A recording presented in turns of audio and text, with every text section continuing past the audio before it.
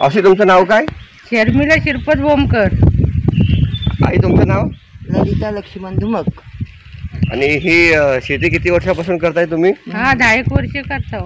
घरवाले इथंच आहेत काय? हा इथं. आणि मुलं बाळ कुठं असतात? मुंबईला. शेती करायला येत नाही? नाही. बरं आहे. काय मदत करायला येत नाही मुलं? नाही. त्यांना आवड नाही? त्यांना बोलवायची जरा शेती करायला, या बोलायचं जरा सुट्टी टाकून. काय आई इथं शेती करते, सुट्टी टाकायची नाही, इथं यायचं शेती करायला. कळलं काय? कोंबडा बनवणार आई.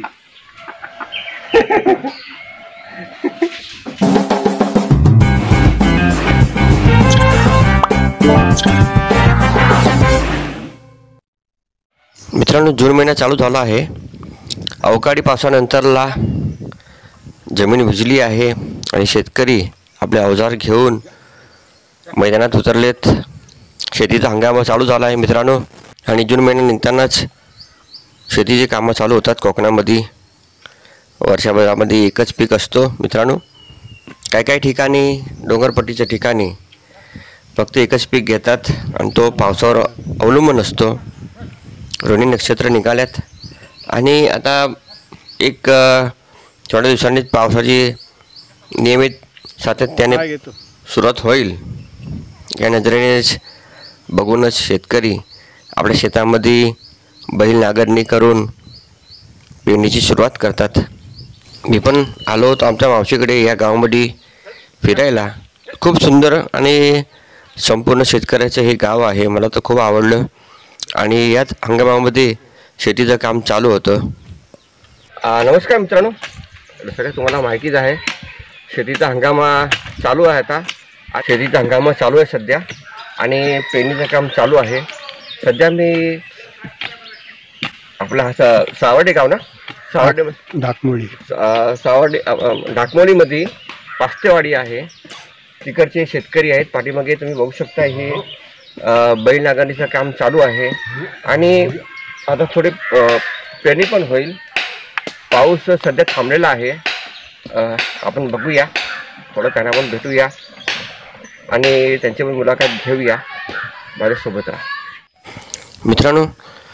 दिवसांदिवस शेती लुप्त होत चालली आहे आणि नवीन पिढी, तरुण पिढी गाव सोडून आपल्या रोजीरोटीसाठी शहर ठिकाणी जात असतात.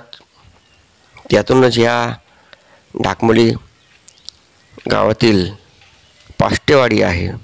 तिकडच्या शेतकऱ्यांनी अजून शेती सोडलेली नाही. मी आजूबाजूमध्ये फिरलो या गावामध्ये. संपूर्ण हे शेतकऱ्याचं गाव आहे आणि छोटे छोटे चोंडे पण या शेतकऱ्यांनी केलेले आहेत. खूप मेहनती इकडचे लोक आहेत. आपण बघू शकताय हे काका सुंदर असे नांगरणी करतायत. आमच्या काकांच्या समोरच हे शेतीचं काम चालू होतं आणि आम्ही पण उतरलो या शेतामध्ये. आमच्या काकांनी पण खूप मजा घेतली, आनंद घेतला या क्षणाचा. रिटायर झालेत ते, त्यांचा नातू, आमची फॅमिली सगळे या शेतामध्ये आलो होतो. आमच्या पाहुणचारासाठी गावठी कोंबडा घेण्याचं ठरलं आणि गेलो आम्ही शेतकऱ्यांच्या घरी. बघूया पुढं काय होतं ते.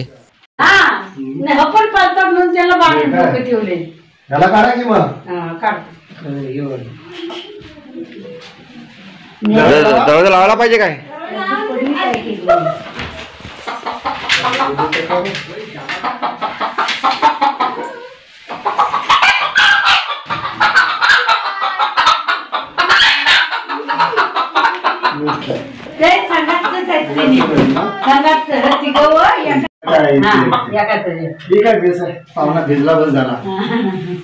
चला, गाडी मजबूत आहे. हा घेतो मग. चला, तात्या कुठे गेले? कोंबडा घेऊन झालाय. तर परत शेतामध्ये आपण बघूया. काकू आले भात घेऊन पेरणीला आणि पेरणी कशी होते ते आपण बघूया. मावशी तुमचं नाव काय? पार्वती. पुढे काय? पार्वती शंकर पाष्टे. आणि मुक्काम ढाकमोली पास्तेवाडी, तालुका चिपळूण, जिल्हा रत्नागिरी. पेरणी चालली काय आता? पेरणी चालली हो. हा भात कोमल आहे. कोमल कोमल सरकारी.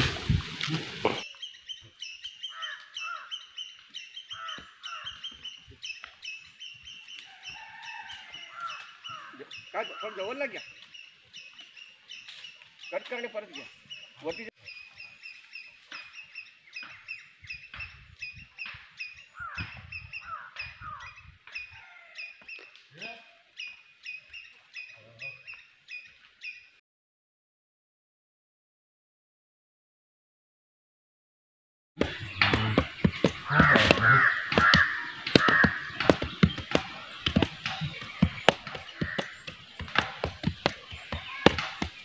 तुम्हाला 2 कामगार नवीन भेटले तो.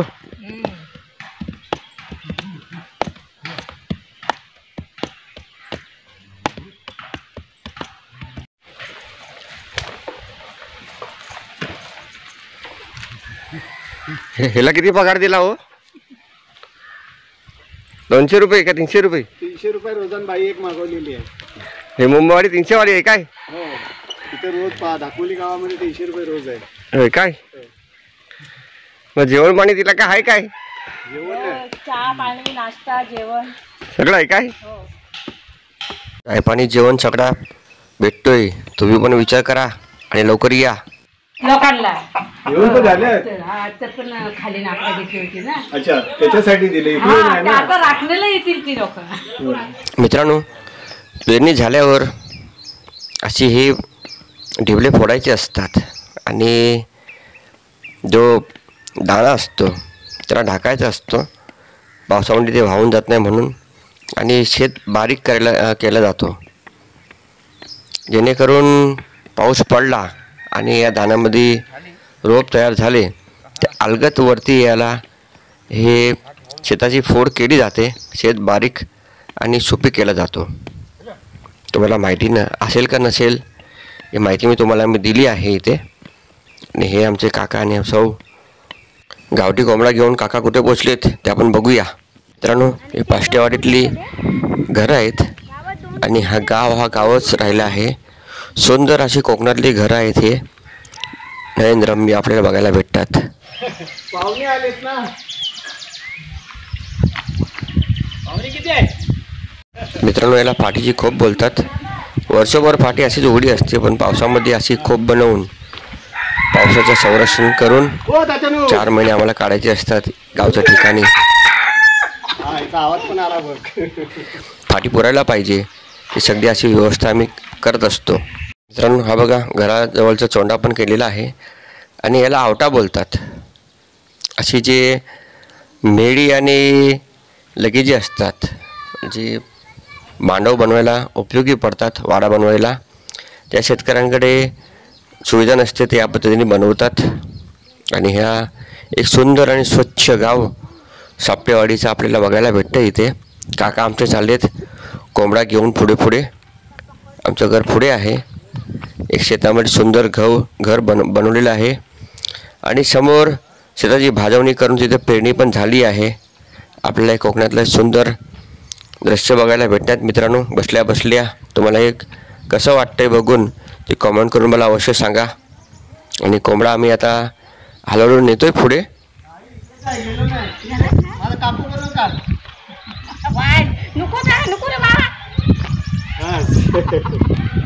आता काकूला बघतील सगळी माणसं. मुंबईपर्यंत बघणार आहे.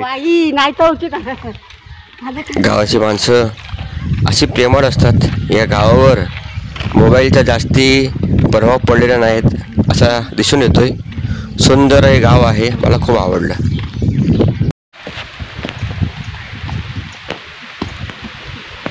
मावशी काय करता हा? डिपर मारतात. डिपलं पेरणी झाली का अजून करायची आहे? पेरणी झाली ना.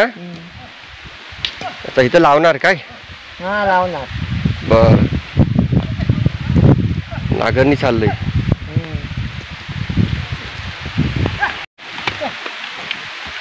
तुमचं नाव काय हो? हा, श्रीपत.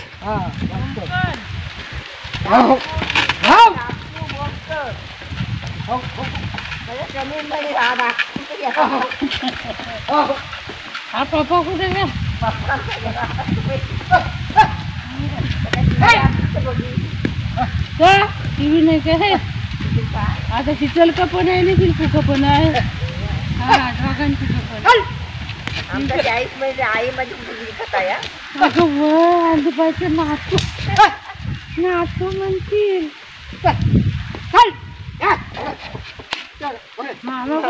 मामा पप्पा बैल धरणार बघा. काकांनी मला घेऊन गेले होते. आमचं गाव बघ कसं आहे ते. आणि या गावामध्येच आम्ही फिरत फिरत निघालो होतो. हे बघा घरासमोरच सुंदर शेती आहे. शेतीला भाजवणी करून त्याच्यावर पेरणी पण केली आहे. आणि हे जून महिन्याची सुरुवातच आहे. आजूबाजूला हिरवंगार गवत पण झालं आहे मित्रांनो. सुंदर हे असं हे गाव, स्वच्छ हे गाव आपल्याला समोर दिसत आहेत. हे कोकणातली घरं, सुंदर घरं. काका आता घराजवळ निघालेत. समोरच घर आहे. आपण इथे बघूया जरा. हे पण शेतकरी दुपार झाल्यावर आपलं बैल घेऊन जातात. थोडं थोडं पाऊस पडायला पाहिजे नागरणीच्या टायमाला, तर बरं वाटतं. ऊन भरपूर असला तर बैल पण दमतात आणि नागरणी करता तो नागरी पण दमतो. आणि हे आता बैल घेऊन निघालेत. अल्लू अर्जुनच्या पिक्चरासारखी त्यांची चप्पल पाठीमागेच राहिलीत. अल्लू अर्जुन असतं तर आता जोरामध्ये आता टाळे पडले असत्या गाणी. त्यासोबत लोकांनी वावा केली नसते. पण शेतकऱ्याला कोण बघतो बाबा. आमच्याकडे म्युझिक वगैरे काय नाही. आम्ही निसर्गाच्या सानिध्यामध्ये काम करतो.